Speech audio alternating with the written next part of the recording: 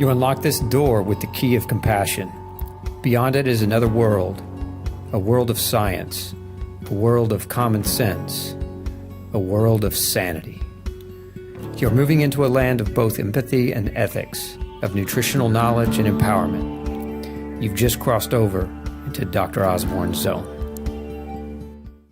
All right, we are live. Welcome to the Dr. Osborne Zone. Today I have a very special guest, Dr. Sina McCullough. Dr. McCullough has her PhD in nutrition, and we go way back a number of years. We originally met, how many years? Maybe 8 or 9 years ago, probably. But she's gone on. And she's developed her own following and her own platform. She's got a number of different books. She's got a book basically called Hands Off My Food. And then she co-wrote a book with one of our other recent guests, Joel Salatin, called Beyond Labels. And they co-host the Beyond Labels podcast. You got to check that one out. It's a fantastic podcast. And then she has an online program called Go Wild: How I Reverse Chronic and Autoimmune Disease. So Dr. McCullough, Sina, thank you so much for joining me. It's so wonderful to see you. Well, thanks for having me. I'm really excited to be here. Let's talk a little bit about your journey into autoimmune disease, because, you went from, traditional PhD nutrition, academia to, becoming kind of I would say a woman passionate about food, where food comes from, how food plays a role pivotably in health, like so far away from the traditional academia of, food chemicals are fine and just put some synthetic vitamins in and everybody's going to be okay. What led you away from that academia and from that realm? Oh, I love that question. So what led me away from that was my own healing journey. Because here I was graduating from UC Davis, one of the top nutrition schools in the country. I'm supposed to be this expert in food, and yet I nearly died from an autoimmune disease, largely because of the food that I was eating. So this was a huge, humbling wake-up call for me. What, if you don't mind sharing, what happened? Like, what kind of autoimmune were you really struggling with? Sure. So in my 30s, I was actually diagnosed with an advanced stage of rheumatoid arthritis. It was so bad that I couldn't even wrap my hand around a cup. It hurt to actually sit up. I was too weak to do that. Every time I breathed and I inhaled, it felt like my ribs were going to break. I couldn't even walk up the stairs or stand up long enough to make a sandwich, for instance. And my illness was accompanied by muscle wasting, like a cancer patient can experience. I had arsenic poisoning, of course, leaky gut, and I had deficiencies in 15 nutrients, even though I was taking a multivitamin and mineral every single day. But my deficiencies were so severe in 2B vitamins that I developed, I was borderline for pellagra and beriberi, which, as you know, were largely eradicated in the US, at least by the mid 1900s. And now we're seeing these nutrient deficiency diseases come back. Yeah, no doubt about it. It's just that I think our medical professionals aren't really qualified anymore to diagnose them. And so people get steroids and immune suppressants to suppress the inflammation from these diseases and become even more malnourished. So you were so frail and fragile, breathing hurt. You couldn't hold a cup. Can you hold up your fist today? Can you? Oh, yeah. Yeah. Oh, yeah. Actually, just last weekend, I went out and did an hour and a half of archery with my son. The weekend before that, I hiked up the waterfalls of Amicalola. So now, I am healthier and happier than I've ever been in my entire life. I have more energy than I've ever had. And now I'm 47, but when I was 45, I actually gave birth to a healthy 9-pound baby girl. So we're just breaking the boundaries all over here. That's wonderful. 45 and gave birth to a baby girl. That most doctors would have warned you away from that, right? They would have said, don't you dare try to do that. Oh, and they warned me about, once you hit 35, the incidence of genetic diseases increases exponentially. And, all this stuff about how my body wasn't going to be able to handle it and whatnot. But she has been my healthiest baby of all. I have 3 children, I homeschool my children. I have a 13-year-old, 8-year-old, and now she's 2.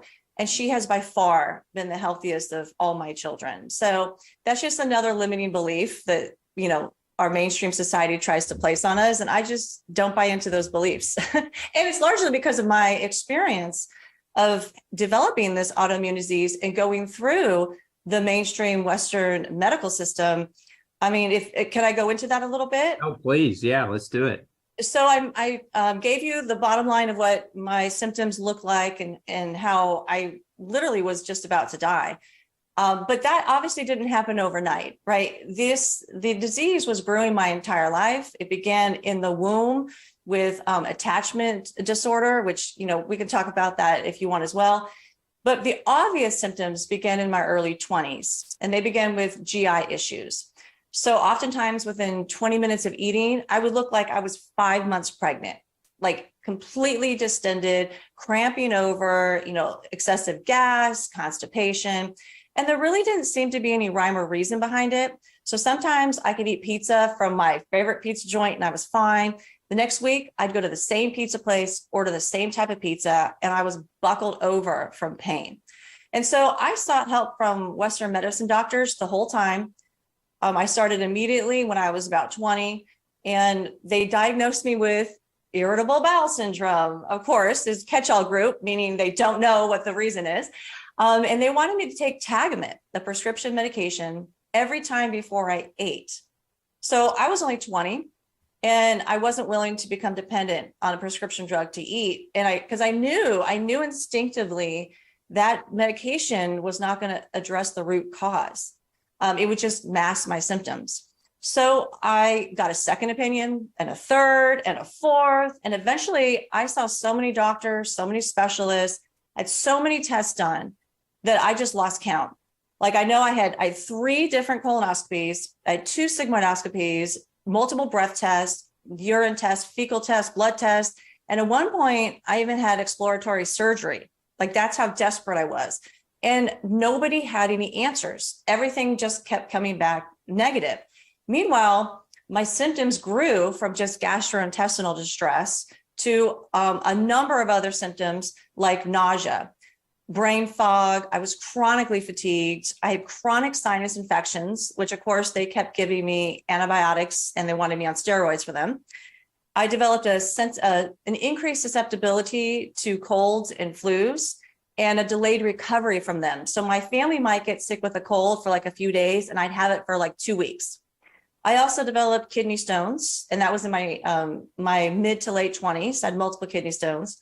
I had a tumor that developed on the white or the sclera of my eye. Saw many specialists for that, of course, because I freaked out. That was on my eye. And every specialist said, well, we don't really know what's causing that, but we do know it's going to grow and cover the cornea and eventually blind you. So that was not helpful. I ended up having severe hair loss. I lost about half my hair, multiple food sensitivities, like almost sensitive to like almost every food I can think of. And the worst part for me was I ended up having 5 miscarriages. And so I sought help though for like 20 years from all these different Western doctors. That was like my part-time job, was going in and out of the doctor's offices. And like I said, no one knew what was wrong. I knew that it was related to my diet because I would have these symptoms shortly after eating the food, but the medical doctors didn't believe me. And the last specialist I saw actually told me that the symptoms had to be in my head because all their tests were coming negative. So that's when I knew. I knew after 20 years of looking, and now a doctor saying they don't even believe me that I have symptoms, I knew that if I had any chance of healing, I was actually going to have to find a radically different path. And I was going to have to pretty much forge it on my own. So I have a fantastic husband. He has a PhD in chemical engineering, and he and I became co-detectives. And we scour the scientific literature, looking for any clues that would explain my myriad of symptoms. And this was long before leaky gut became mainstream, right? Well, my husband found that term in the literature, and we figured that I had leaky gut that was triggered by gluten and other man-made chemicals like GMOs and pesticides and herbicides and things like that. So I went to an organic diet, fully organic, and what I thought was a gluten-free diet, right? Which was, now I know that was the traditional gluten-free diet, not a true gluten-free diet. And I also went on different dietary protocols to try to heal the gut, right? If it was leaky gut, I needed to heal it.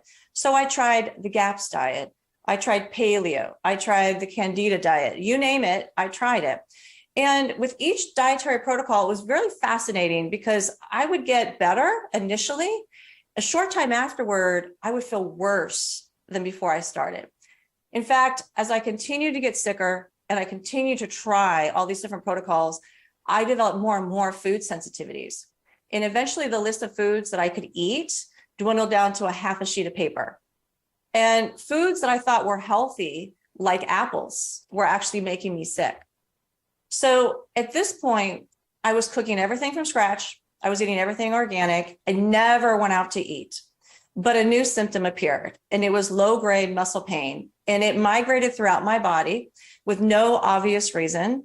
And it was accompanied by extreme fatigue. Like I could not get off the floor. After that is when I reached that tipping point that I explained. This was around 2015, and my whole family got the flu. They got over it in a couple of days, and I ended up going into the emergency room. And I passed out. I spiraled downhill from there.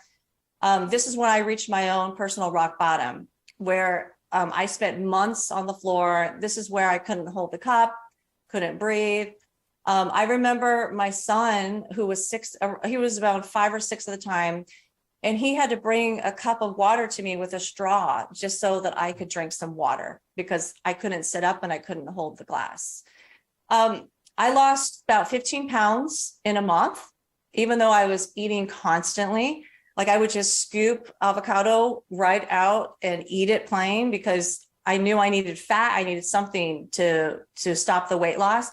Nothing worked. And that was the first time in about 20 years of trying to find my answer that I was truly scared.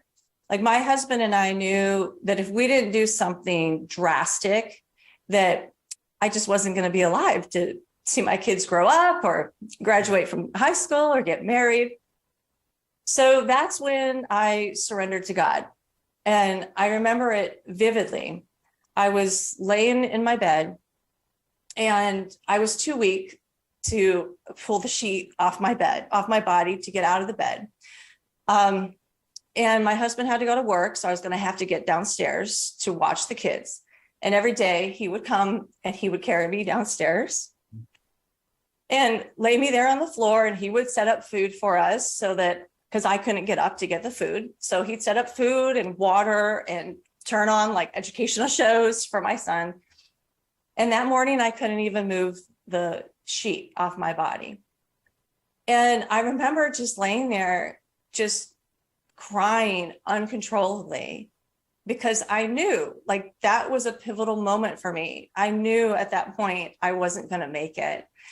And I had tried everything that I knew, all my educational background. I tried every resource I could think of, been to so many doctors, and there was nothing. There was no answer. So I just cried out for him to help me. And I said, please save me so that my kids don't grow up without a mother. And I made God a promise that if he did save me for my children, that I would spend the rest of my life helping other people find their second chance. So my husband comes up, brings me downstairs. And what I would do every day was listen to these free online health summits. And you know, because you have been featured on these summits a lot. These are, they're free. Anybody can access them. They have great, like cutting edge information on them. And you almost have to have it as your job because there'll be like 8 hours a day of all this information, right? And so that became my job for months and months and months. That's all I did was lay there and listen to one person's lecture after the next because I was trying to piece together my puzzle to save my life. Well, that day, the summit speakers came on and my husband said, which one do you want to listen to? And something drew me to one speaker. I said, that one. He pushed the button for me and left. Within seconds of hearing this person's voice, I knew the spirit spoke to me. That is your doctor. You need to call now. So I called the office and they said, well, he does do remote visits because, see, I was living in Virginia. He was in Texas. And they said he does remote visits, through Zoom or phone. But he just released this book. He's on a book tour. It's a 6-month waiting list. And I said, I'm not going to be here in 6 months. And the woman was so kind. She said, okay, get your information in, fill out all the medical information, get it in. I'll get you on the wait list, try to get you in earlier. I got it in that day. The very next day, I get a phone call from the office and they said, he has a cancellation. Can you meet with him tomorrow? And I'm like, this is affirmation, right? This is God answering my prayer. And for those of you who haven't figured it out yet, that man was Dr. Osborne. So that was it. Dr. Osborne was a huge pivotal piece in my healing journey on multitude of levels. We met that first appointment and within 5 minutes, he diagnosed me, right? Something that no doctor had been able to do in over 20 years. You looked at all the information I gave you and you're like, oh, I know what this is. But beyond that, you believed me, right? You didn't think I was crazy or making this up. You believed me and you said, we're going to get you better. And oh my goodness, the joy that came out of me. I remember laughing. Like I was so excited to hear that, finally I had somebody on my team and I knew I was going to be okay. And I knew it was because this is the path that God laid out for me, that I was going to fully heal. One of the pivotal piece that I was missing was I didn't know about functional testing. I was relying on the tests that the Western doctors offer you. And those tests clearly for me were not accurate, right? They weren't showing what was really wrong with me. It was you introducing me to these functional tests that actually showed that, no, you actually have 15 nutrient deficiencies. Meanwhile, the Western medicine doctor's test showed I had no deficiencies. You showed me the test for heavy metal toxicity. I showed up with arsenic. The Western doctors showed that I had no arsenic toxicity or any toxicity of any kind. The gluten sensitivity, I even had a biopsy of my gastrointestinal tract done. And they're like, you don't have celiac disease. You don't have any problems with gluten. Go ahead and eat gluten. Well, you showed me the gold standard genetic test. Sure enough, I'm positive for it. It was like day and night. So you helped me on so many different levels that, I'm beyond grateful for, for the education and for the support. And it was a critical component for me reversing the condition. So I basically followed the protocol. We figured out the final foods that I was sensitive to. And I had actually done diet elimination reintroduction. I was trained in how to do that. And that's how I was able to figure out my half a sheet of paper of foods that I could eat. But the problem was I got so sick, I didn't have a baseline anymore. Like sick was my baseline. So I had no way to tell, did that food actually hurt me? Because I was just constantly in pain. So that was one problem. The other problem was the foods that you helped me identify that I was actually sensitive to, I wasn't having any gastrointestinal symptoms when I ate them. All the other foods, I had GI symptoms like within 20 minutes or so. So it was pretty obvious to me once I got a solid baseline. But these foods I had no problems with. And they were things like chicken and bay leaf, which I hadn't thought to think of a spice, an herb. And what was I drinking? I was drinking tons of bone broth, right? Chicken bone broth with bay leaf in it, right? That's part of, the GAPS protocol and all these gut healing protocols. So I was eating these foods. I wasn't having any obvious, reactions to them. but they were what was keeping me sick. So we got the test back.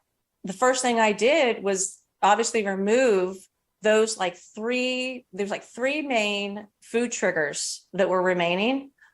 Just removing that alone, in 3 days, I got off the floor. Like, remarkable how fast the body can heal, right? So following the protocol, I was a really, determined and vigilant client. I made sure I did everything to the T. And I got into remission, right? I everything had reversed. I didn't have any heavy metal toxicities anymore. The food sensitivities were reversed. I didn't have any nutrient deficiencies anymore. So no concern of beriberi or pellagra anymore. And I was, what by all accounts, you would say I was in remission. And that's the point. I don't know if you want to jump in or not, but that's the point where I discovered the emotional component of the healing journey. Yeah, I thank you for being so visceral. That, you teared me up going through that with you. I just, for the audience's sake, I just want to try to organize what happened in their minds just beyond the story that you had to go through. And that was, with any autoimmunity, those of you that are struggling, there's primary biochemical components that are triggers always. And there's 4 categories of those triggers. Those triggers are food. There are chemical exposures, like in your case, arsenic. There are nutritional deficits that are triggers. And then there's microbial triggers, bacteria, fungus, other types of microbial imbalances. And so that's what you just described so eloquently, is that just identifying and finding those triggers, you were really able to get to a really big place. Now there's 2 other categories. So whereas biochemistry has that category, and then under biochemistry, there are those 4 subcategories of triggers. There's also a physical category, which is, how you move through the world, your exercise, your activity, your muscle strength, whether you're obese, whether you have scoliosis, like structure dictates function. So that matters, right? Square tires don't roll. And then there's one other category, which is the emotional spiritual category. And this is where a lot of people in today's world are really struggling too, right? And so all 3 of these categories, if you imagine a triangle,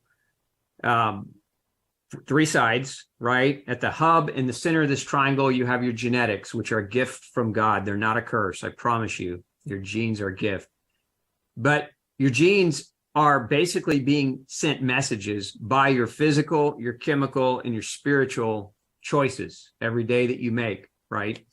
And so if those messages are congruent with healthy genes, then you express health. And if those choices are incongruent, then your genes are so smart and so intelligent. This is why they're a gift, is they send you a warning. They send you symptoms and say, make a change, because that's what that really means. And so what Sina just covered was all the chemistry, but again, now we're going to move into this emotional, spiritual side, which is really one of the big reasons why I wanted to have you on, because I know making these kinds of breakthroughs can be huge. And I want you to share what helped you as you kind of not completed your journey, but just really put the icing on the proverbial gluten-free cake of your health. Yes, I would love to share. So as I mentioned, I got into remission, and what I realized was I didn't want to be in remission.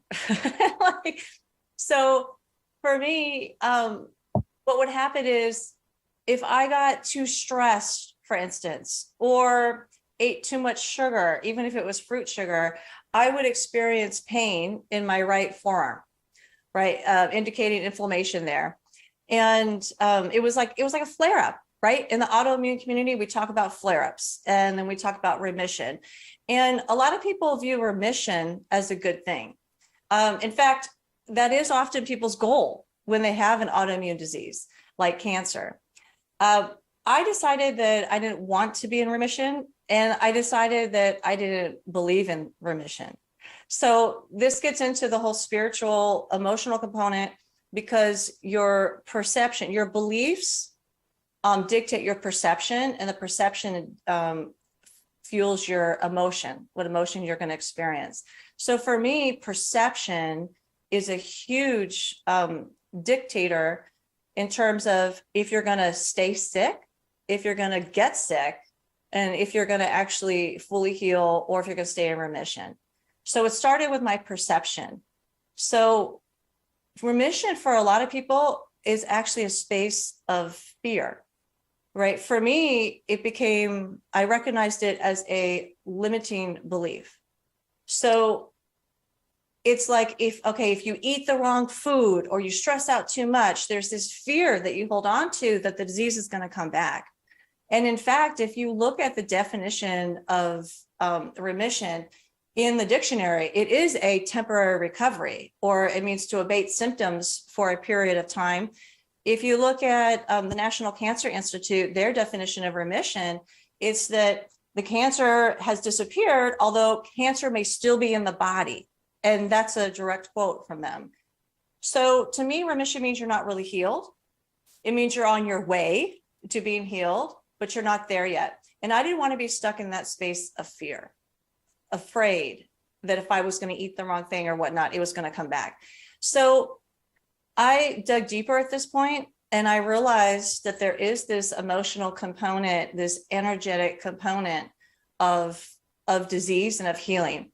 And so I'll kind of walk you through it a little bit.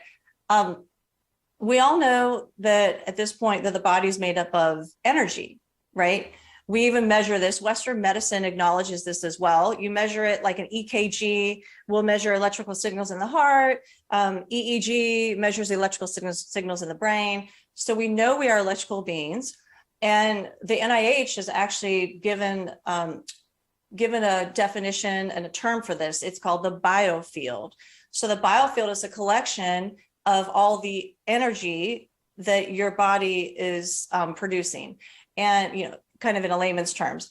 But in that definition, they also talk about how it's not just the energy, it's the information that's carried on that energy. So we know that energy carries information with it. So we used to think that emotions were stored in your amygdala. And now we're actually thinking that's probably not true. We think that emotions are probably stored in your biofield, and then also further downstream in your structured water. So what I have found in my own research and healing journey is that the biofield itself governs the physical body, including gene expression, hormone production, and so forth. So when you have a physical ailment or a disease, what it means is you have an energetic imbalance in your biofield.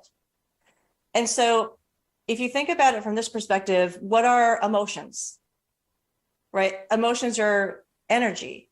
They're energy that resonates at a certain frequency. And your body is energy. The biofield represents that energy, kind of like a cloud you can think of. It comes from all sources of all aspects of your body emit this biofield. And so your emotions are actually these energetic imprints on these biofields. So if you have a stuck emotion, we'll say, it means you have that energetic imprint or that frequency imprinted on your biofield. And what that means is we used to think that your genes were your blueprint for your physical body, right? That this gene would be transcribed and translated, and it would produce these proteins, and you'd form these organs, or you'd express these hormones when certain genes were read. And so we call the DNA our blueprint. But now what we're realizing is the DNA is downstream of the biofield. So the biofield itself may actually be this energetic blueprint, if you will, that actually dictates which genes are expressed. So if you're familiar with the work of like Bruce Lipton and Dr. Candace Pert, they'll talk about molecules of emotion, right? And so let's start there. That's easier for people to grasp. So what they were able to figure out is that each type of emotion elicits neuropeptides. And if you don't have any stuck emotions in your body, any stuck energy, those neuropeptides can be metabolized and they're released through like your sweat, your breath, and your urine. But if you have what we call stuck energy, those neuropeptides can't actually be metabolized and excreted. So they stay in the body and they can result in inflammation, which, as you know, can result in any autoimmune or chronic illness.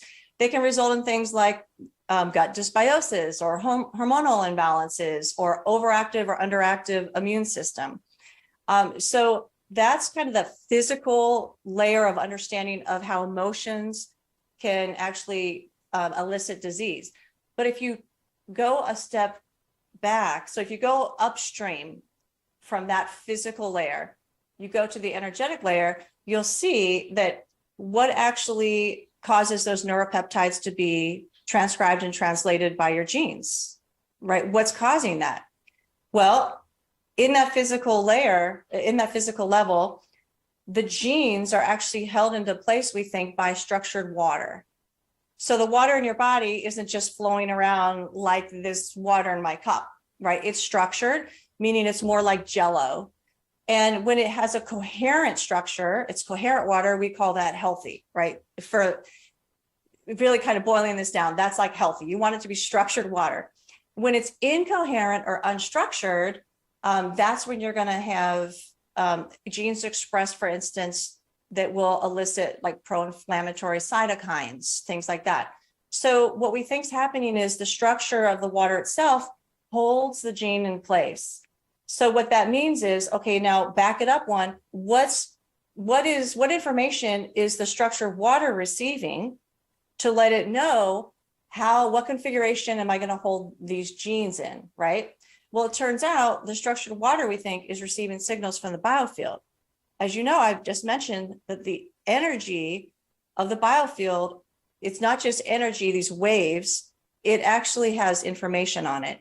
So whatever the energetic imprints are in your biofield, it's sending information to the structured water, which can either make it coherent or incoherent, which then changes which genes are going to be expressed by actually physically changing the conformation of the DNA.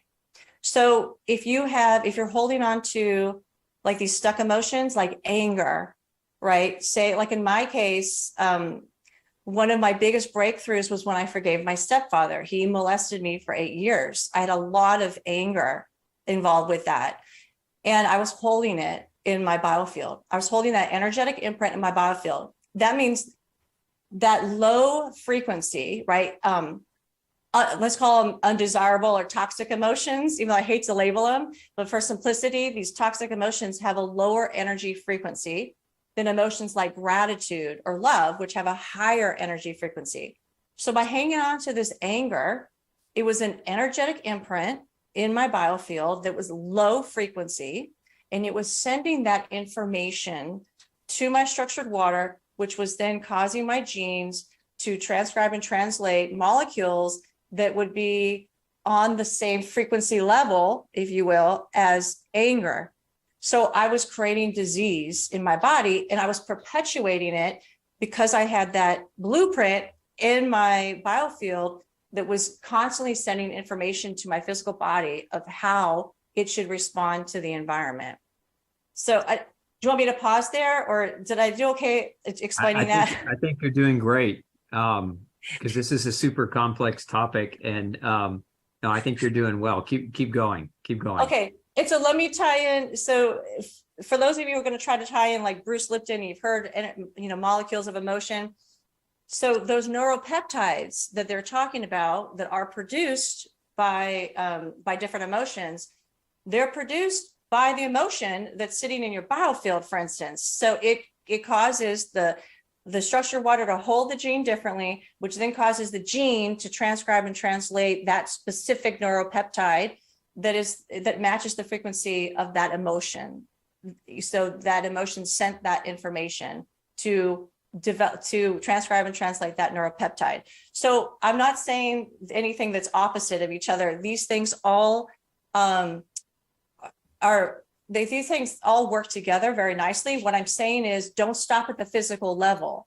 So don't just stop at understanding that, on the physical level, we have these neuropeptides are produced. because we're not just physical beings. As you so eloquently stated, it is important to address your triggers on the physical level, but we have to, as a society, get past this concept that we're just physical. We're not, and this was hard for me too, because I was Western trained. I was trained that the body is a machine. And as a machine, it has different parts and it works well as long as you have all the parts, like you have all the vitamins and minerals and cofactors and enzymes, then the machine is well oiled and it works well, right? And it doesn't work well if you have things that disrupt the machine, like toxins, like the heavy metals and glyphosate. And that's the extent of what we're taught. And that's what most of us think. So when we try to reverse the disease, we look for the physical triggers and then we're like, okay, we're done. But that's not the end of the story, right? Because we are actually light energy, right? The body is actually energy. And so we need to address the energetic level as well. That's what I did. I addressed the energy level, and that's how I got out of remission, and where now I am fully healed. So I never have flare-ups. No matter what lab test I have, there's no markers of any kind of disease. Even using the functional test, there's no markers of any kind of inflammation or disease. My body has reached a balance. And that's what you're talking about with that triad. I finally reached a balance. And that's because I addressed the physical, the emotional, mental, and the spiritual. So the bottom line here is if you heal the energy imbalance, you can actually help heal the physical body. And we know this to be true. We know in the scientific and medical literature, there's things called spontaneous healings, right? These happen, if you read through these are largely because of an emotional release of a trapped toxic emotion. And usually it's from forgiveness, right? People actually forgiving and letting go. So there was this one, I love, if I can share this one story to really drive this point home. There was a woman, and this is documented in the literature. There's a woman who was diagnosed with cancer, and her husband had recently cheated on her and left her for another woman. And the doctor said, this is inoperable. There's nothing we can do about it. She comes back a little bit later. They're like, now it's stage 4. It's, basically say your goodbyes. So she left and she decided to get her closest girlfriends together. They had a burning party. So they started this bonfire in her backyard, and she took every single item of her ex-husband and she threw it in the fire. But not only that, she screamed and yelled, like all the emotions that she had, all the anger, all the frustration she had, all the disappointment and the rage. She just screamed and cried and cried. And the women, like, oh, I'm getting all emotional, because to have that kind of community, that women circled around her and gave her that safe space, that support to do that in. She goes back to the doctor. The tumor's gone. She didn't do anything else. She released all of these energetic imprints that were on her biofield. And that, because it's upstream of the body, that healed her physical body. So that's just one example of how important emotions are. Another one I like to share is, my mother's example. She, like me, was very sick and was about to die. Actually, I got the call. She lives in California. I was out in Virginia. I got the call in the middle of the night. She's not going to make it through the night. She'd been sick since her 20s. She had chronic kidney disease. So her kidney had already failed years before. She was she had a kidney transplant. So the remaining kidney was failing to get in the hospital. She had type 2 diabetes, Hashimoto's, pancreatitis, high blood pressure, high triglycerides, skin cancer, grand mal seizures, like you name it, she probably had it, right? So I get the call that she's about to die. So I immediately get in the car and I fly to California. And I get there, and long story short, well, actually you were there on the phone to help me walk through it. And they said she's going to die. So just say your goodbyes. Like there's nothing else we can do. And I said, no, that's not good enough. She's coming home with me. So her husband had passed away. I also got the call for him that night that he wasn't going to make it. Her husband ends up passing away. And so she comes and lives with me. And that was my stepfather. So She's in my house. I brought you on my team again. You helped find these physical triggers using the functional tests because I was not objective. I was very emotionally entwined with this. And within about 7 months, every single disease that she had reversed. All of them, even the diabetes, which she had had for decades. She was on insulin. I mean, she had to take insulin before every single meal and before bedtime. The diabetes was gone. The Hashimoto's was gone. Like the cancer went away. The kidney bounced back and was actually at a normal range, not normal for a transplanted kidney, normal for if it was your own biological kidney. Like remarkable, right? So a few months later, she ends up dying. Even though she was in her 70s, healthy as she had ever been in her entire life, all the doctors couldn't believe that she was healed. They kept running all these tests trying to find everything. Even the plaque that was in her heart reversed, everything went away, but she still died a couple months later. And it was because she had stress-induced cardiomyopathy.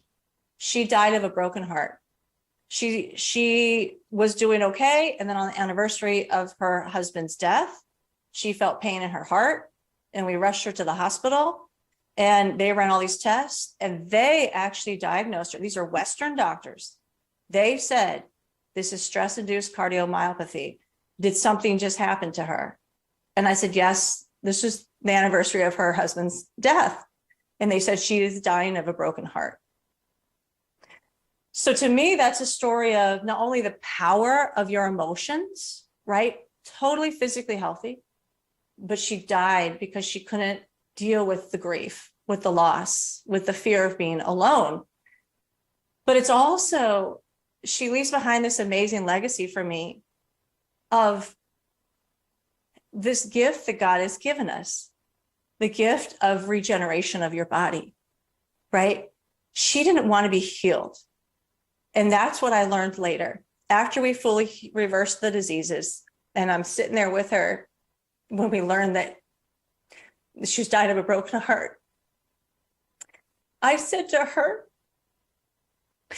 I'm sorry. I just realized I never asked you if you wanted to live. I just took charge and gave it everything I got to save you. Because before her husband died, he asked me to save her. But I never asked what she wanted. And she looked at me, and there was this moment of clarity. And I'll never forget it. She looked me in the eyes and said, thank you. I don't want to live. She wanted to be with her husband. So I honored that. I honor her last request. But the amazing legacy she leaves behind for me, for my kids who saw this happen, was that even though she didn't want to live, her body recovered. It regenerated itself, right? We removed, like you said, we got rid of all these physical triggers, gave it the nutrients it needed. And in spite of her not wanting to live, it healed itself. And that's our gift that God's given every single one of us. And we know this is true through the scientific literature as well, through the discovery of stem cells, right? We can regenerate any organ, any system in our body, if we just learn how to tap into that and we want it, right? If you ask God for it and you want it. So my mom didn't want her second chance, but that's an amazing story that I like to share, because I think she would want everyone to know that if you want it, God has given you that gift. Yeah, that's so powerful. So powerful. Wow. Thank you for sharing that, because I know that wasn't easy. Yeah. Yes. Yeah. That's when I'm still processing, as you can tell, the emotions from that. That's still an energetic imprint in my biofield that I'm learning how to transmute. I'm learning to be the witness to it instead of judging it. Yeah. Yeah. I think I'm gonna probably insanely oversimplify this, but and in probably a really corny way, but I'm gonna do it that way so that we can come out of that emotional state of what you went through and maybe come into this other state, which is, I'm a kid of the 70s and 80s, right? I'm a child of that genre, if you will. And so, one of the let's say the classic stories that we grew up with is this Star Wars theme, right? So you have Yoda, who's this wise alien and notoriously famous for saying anger and resentment are basically roads to the dark side. And again, an oversimplification, and but it's not untrue, and that emotion plays such a powerful role in either allowing you to achieve your greatest self and achieve your highest level of energy and health, or it plays a role in keeping you from making breakthroughs. And a lot of people have that. We live in I would call it, our current day and age is, and this is going to sound harsh, but I think we live in a spiritually bankrupt society. And I think people have traded their belief in the spiritual realm, and whether you're Christian or it doesn't matter to me. Like, I'm not here to promote any one religion, but we've traded it for convenience. We've traded it for materials. We've traded it for things that don't really matter, but seem like they matter. And I think at the end of the day, when you peel yourself away from the material and really get down to brass tacks, what matters most is that you are spiritually connected in a loving way to those around you, right? And if you aren't, or if there's a, we'll just say, a disconnect, an anger, or resentment, or whatever you might hold or harbor, it can make you sick. It can make you very sick, and it can make you chronically sick, and it can prevent you from getting healthy. And it is because that energy absolutely will affect the way that your body is capable of navigating the world in a happy, healthy way. It absolutely will. And I want to share one study that might help bring this home a little bit, because it's talking about on the physical level. So as I was mentioning, your emotions really come out of your thoughts and your perception, right? So again, perception really matters. So there was this study that was done, I think it was out of Stanford, and it was a leptin study. And so leptin, as you know, is a hormone associated with feeling full, all right? So the researchers had these subjects come into the lab, and they fed them a meal, and they measured their leptin levels. Then they had them go home, and about a week later, I think, they had them come back, and they told half of the subjects that they had a gene that would protect them against obesity, right? So whatever you eat, doesn't matter, you have this gene, it's going to protect you against obesity. They gave them the same meal, and they measured the leptin again. In that group that thought they had the protective gene, their leptin increased about 2.5 times. But the real kicker is they didn't all have the gene. The researchers lied to them and just told them they had the gene. So this is an example in the scientific published literature of how your belief can override your genes. And again, whatever your belief, your perception, your emotions follow that, right? So this is a great example that that your feelings are a critical aspect of your healing. And, most people are already actually aware of this, because even the CDC talks about how like 90% of all diseases are caused by or related to stress, right? And all these studies talking about, the emotional stress contributing to disease. So we already know this kind of on a peripheral level, but I think you're absolutely right. We don't believe it. Because if we did believe it, it would be part of our daily wellness protocol. Just like I'm going to drink clean water. I'm going to eat this clean organic food. I'm going to stop eating grains, right? It would be one of those steps. It would be, I'm going to do my emotional detox for the day, right? You would be, I'm going to connect with community, right? And you're so right, that spiritual connection with community, that is always one of the top factors. When you talk to people who live over 100 years old, that's one of the common factors. They have this sense of feeling of community. And why is that? That sense of community elicits those high frequency emotions, right? Of feeling supported, of feeling loved, of feeling grateful.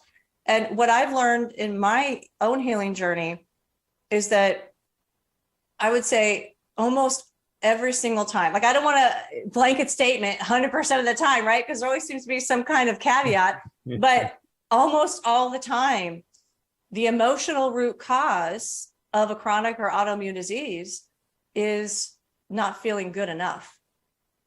And meaning you don't feel loved. So what we say on the emotional level is that disease, like chronic disease, stems emotionally from a lack of forgiveness, right? Not forgiving. Autoimmune disease, if you want to divide it that way, autoimmune disease on the emotional level stems from not feeling loved and accepted the way that you are. And you can bring that down to the physical level. You know, we talk about autoimmune disease. People describe it as the body is not able to identify self. So the body attacks self. I don't actually like that definition, but that is the common definition. The body attacks self. Okay. So the body doesn't identify itself anymore. If you bring that to the emotional level, like I said, when you don't love and accept yourself, that acceptance means you are putting that divide between you and your body. Hence, it's not gonna recognize itself anymore, right? So you're not being your true self. And so part of the emotional component of reversing these diseases is finding your voice, finding your truth, right?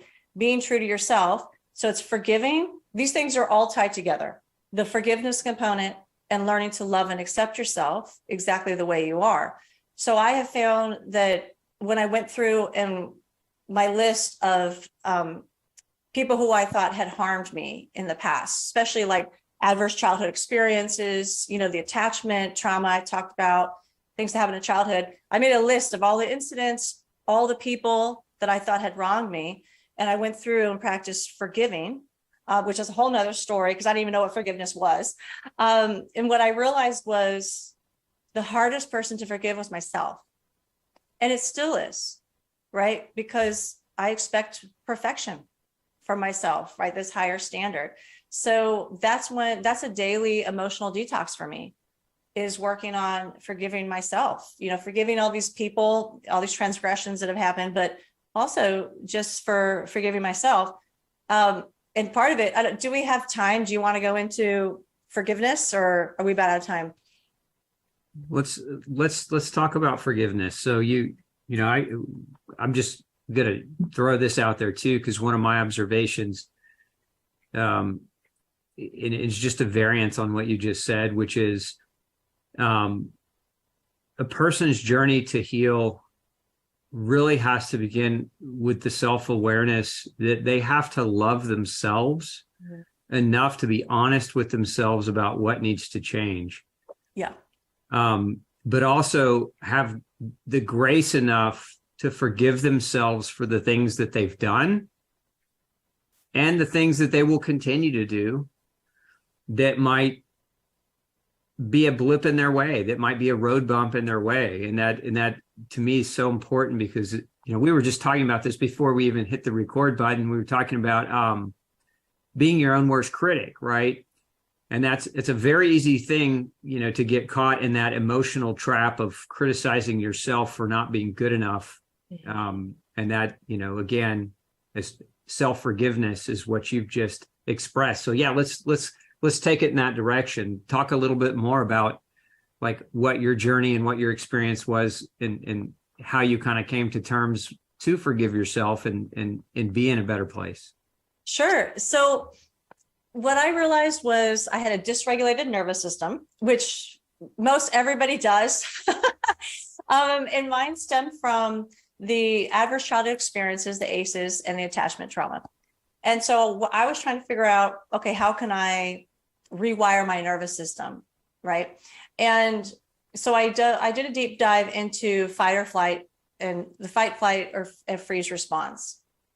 And what I really boiled it down to was, so if someone doesn't know what that is, just a brief, it's like if you're walking down the street and a tiger jumps out, you have this beautiful gift that God's given us of fight or flight, and your body will go into the sympathetic nervous system state. You'll release different hormones like adrenaline, cortisol, to help you fight the tiger or run away.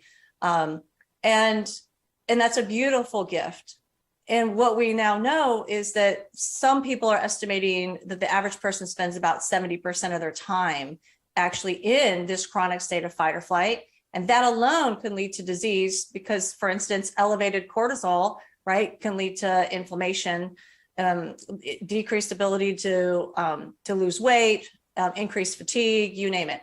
So it's not good to sit in this chronic state of fight or flight. So I was thinking about it and I thought, well, why are we in fight or flight all the time? Because we don't have these literal tigers chasing us anywhere. Like, I feel safe. I'm at my house. My doors are locked. Like, there's nobody trying to rob me. Like, why are we sitting in fight or flight? And then I realized fight or flight is, at the root of it, a fear response, right? It is a response to fear. So the more appropriate question is, what are we afraid of? Why are we all afraid 70% of the day? And that's where you get into, there may not be physical tigers chasing you, but we have these emotional tigers chasing us. And we tend to distract ourselves, right, as a coping mechanism by doing things like getting on social media, for hours or whatnot, or binge eating, or some people, exercise way too much for what their body needs. Or me, my coping mechanism is work, right? So we tend to try to distract ourselves as these coping mechanisms because we're running from these emotional tigers, but you can't actually outrun them because, as I just outlined for you, they're always there. They're imprinted in your biofield. So while you are keeping your mind busy running from them, your body is getting this information sent to it, right? This through the energies of your emotions, and it is responding accordingly. So the body doesn't know the difference between a trauma that happened 20 years ago and you thinking of it and it happening, you just remembering it right in this moment. It will still release the same kind of survival chemicals in your body. So it's releasing these chemicals while you're off dissociating, distracting yourself. And so what I realized was, okay, we're sitting in this space of fear. I know I'm doing these different coping mechanisms because I don't want to face the fear. So where is the fear ultimately coming from? And it was coming from not feeling loved and accepted, not only from myself, but from other people. And as I'm telling you, if you work with someone individually and you go through the layers, it almost always comes down to this. Like, even with men, even with my husband, he was like, no, because he had lupus, right? He was developing lupus and he had recurring Lyme. And I'm like, you need to deal with the emotional trauma here. And he was like, oh, I don't have any emotional trauma. I let things go. And he seems like he does because he's so even keel, like all the time. Sure enough, we started diving into it. And it turns out he's been trying to get his father's approval since he was a little kid because he never felt good enough. He has never felt loved by them. And so we do these things. We look for this external approval, like I'm a classic case. I mean, how many degrees and certifications do I have, right? I love learning, but I'm doing it also because I want the external validation from people. So I had to do this hard look at why am I even having these behaviors? Like, what am I spending my time actually doing? And is this healthy? Is living my life going from one coping mechanism to the next actually healthy? And so again, as you boil it down, it's because you don't feel loved and accepted. And so what I realized is I couldn't love and accept myself until I could forgive people because I kept wanting something from the other people. right? I kept wanting this external validation from them, and I just never got it. So there was a couple things that actually really helped me to forgive. Some things were pretty easy to forgive. Like if I got upset because someone cut me off on the freeway, that whatever, I can like let that emotion go. I breathe through it and let it go, right? The molest was very difficult to forgive. And I found that the forgiveness came in layers. So it wasn't this, oh, I just feel like light. All of a sudden, I just forgave you entirely, right? It was like I would remember an incident, I'd work through it, and I would let it go. And then a few days later, maybe a few weeks later, I hear a song or something, and it would bring back another memory. Then I would work through that one and let it go. So for me, that really actually happened in layers. And a pivotal moment for me in learning how to forgive, it was two things. First of all, I realized forgiveness is not about the other person. Forgiveness is about me saying, I'm not going to carry your burden anymore, right? I'm not going to carry this toxic energy anymore because I love myself too much to do that to myself. So here, you can have it back. That was the first pivotal moment. The second was I was listening to a forgiveness meditation by Louise Hay, who I adore her. In this meditation, I must have listened to it, I don't know, 30, 50 times. But like that one more time you hear it, all of a sudden something jumps out at you. It's one thing that she said. She said, I forgive you for not being the way I wanted you to be. It clicked. Wait a minute. I'm sitting here trying to forgive these different people in my lives. Forgive them for what? The molest is a different case, right? We're looking at other things that people have done. I'm trying to forgive them for an expectation I put on them because I wanted them to be something they weren't. Like, and this was an analogy I came up with. I wanted my biological dad, I wanted him to be an ocean, right? I wanted him to be able to carry all this water in this ocean. My dad is actually a thimble. That's how much water he can carry because of past traumas that he's had in his life as well. He was not capable of being the dad I wanted him to be. So I had to learn I forgive him for not being the way I wanted him to be, forgive myself for putting that misplaced expectation on him. Once you can do that, you see them for who they are. You don't try to change them anymore. And you begin to love them and accept them for who they are. And once I was able to do that with other people, I could turn it on myself and say, in this situation, I want and I expect myself to be this ocean carrying all this water. In this particular situation, I'm a thimble, and that's okay. I love myself and accept myself exactly the way I am. That was beautifully stated. What would you say? I can hear the next line of thought possibly coming from, from this is, so you forgive somebody, right? And you forgive them because your expectation of who they are is not necessarily, the best way to go through your life. What do you say to somebody who's had a relationship with someone, mother, father, brother, sister, tumultuous, and they're trying to forgive that person? They do. And then you come to love them and accept them for who they are. But what if, I'm going to throw this out there, what if that person, right, anytime you are around them, behaves in a manner that's consistent with being very disrespectful and not really being very uplifting or just good for you to be around? Because I see this a lot clinically where people have a similar thing where their mother or their father, they don't have a great relationship with them for whatever the reason may be, and they're trying to forgive them, they're trying to move on, and so in many cases, part of their journey is they forgive them but they avoid them.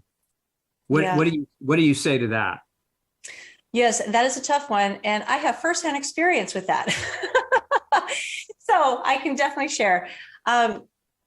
So I went through a period when I was healing I went through a period where I needed to avoid certain people in my family. All right. So I did do that for a short period of time. Of course, my healing was a dire situation. So I was like, I'll do anything it takes. Right. It was the same thing. I mean, so that's a toxic relationship. It was just like, I'm not going to turn on the news while I'm healing, because for me, that's toxic. Right. So it was just another one of those choices. I need to weed out everything that's toxic so I can heal. Once I healed, then I said, okay, these are family members. So I need to work through the forgiveness. So I did. Once I could see them for who they are and love them that way, then I interacted more with them. Now, I still have toxic relationships. So what I do is a couple things. I limit my exposure to those people. So I don't avoid them. So for instance, I'll set up like a weekly Zoom call, for instance. So then it's not a surprise. I know when it's going to happen and I prepare myself, versus if the person's just going to call on the phone and I don't know, and then I pick up the phone and I'm like, so because I do a preparation, I do like an energetic preparation beforehand. So when I know I'm going to talk to these people, because I'm also what you would call like an empath. So I can feel people's energies and I tend to take on their energy. And that's how it becomes very toxic to me. So what I do is I say a prayer before I'm interacting with anybody who I think is toxic. And I pray for God. I visualize my energy field around me, and I pray for God to protect me, to only allow me to absorb his healing light. I call the energy that runs through your body, I call it God's healing light. So some people will call it chi or prana, but I call it, for me, I'm Christian, I call it God's healing light, whatever you want to call it. So I pray that he protects me in my energy space, and that he fills me with his healing light and with the fruits of the spirit, so that when I am speaking to these people who are toxic, it doesn't become toxic to me. So I can see with clarity that anything that they're saying to me, it's really not about me. It's really about them and the fear that they have. They have a fear because they don't feel loved and accepted. I found that in every single family member. Once I was able to figure out more about like their childhood, their upbringing, none of them feel loved and accepted. So they're lashing out, right? Oftentimes when you're afraid, it's not culturally accepted to say I'm afraid, right? We don't praise people usually for saying you're afraid, but it's more culturally accepted to express anger. So it often comes out in anger. And I used to take that the wrong way. They're so mean to me. What did I do wrong? Like, if I could just act this way, maybe this person won't yell at me this time, But I realized it really didn't have anything to do about me. They're hurting inside. And so I do this preparation. I do the prayer. I visualize my energy circle around me. And I tell myself, it is not about you. This person is afraid because they don't feel loved and accepted. And then when I'm in the conversation with them, and say they do snap at me, my litmus test is this: what would Jesus do? Right. And that's what we say in our family when we teach our children too, how to make decisions in any kind of situation. What would Jesus do? So my son was bullied pretty badly, actually, and he was afraid. And I've done so much now, energy work and emotional work with them. I was really excited because after the bullying, he was afraid. And I looked him in the eye and I said, what was this about? Do they actually hate you? And he said, he's 8. Okay. He said, no, mommy, it's not about me. It's about them. They don't feel loved. So already, if you can understand that, it already sets you up to handle the situation better. So you don't take it personally. When we take it personally is when we tend to like lash back out, right? Yeah. We're defending ourselves, So this has really helped me in not only those toxic relationships, every toxic relationship that I've had. This has helped me to take a step back. It raises your level of consciousness, right? Your level of awareness, which your consciousness also dictates which genes are going to be expressed, right? And so when you elevate your consciousness and your awareness, you elevate your state of emotions, and it actually becomes harder for somebody to bring you down. Love it. Love it. I think that's going to be very helpful for a lot of people listening. I hope so. I'm trying to put it all in a nutshell. This took many years, right? By the way, give yourself grace. If it doesn't work right away, it takes practice. I didn't do this overnight. This took a while to work through these layers of emotions and work through trying not to take on other people's energies. So one small step. And a work in motion, it takes practice, but also it also takes constant awareness, right? It does. It's not like, oh, I got that mastered, now I'm done, moving on to the next thing. It's a daily walk. I like to say it's a daily walk that I do with God. And I start out my day doing that. And God tells us in the Bible to renew our minds daily. And so that's what I do. Wake up, I'm going to clear my emotions. I do some exercise, do some meditation, with my kids, right? Because I'm a homeschool mom. We do it together. We start the day off that way. On the days when we don't do that, it's like day and night. You can definitely tell the difference. We ground ourselves first. But again, we're not perfect. Like you said, this is a daily walk that we do. And when we're not perfect, we love ourselves anyways. Amen.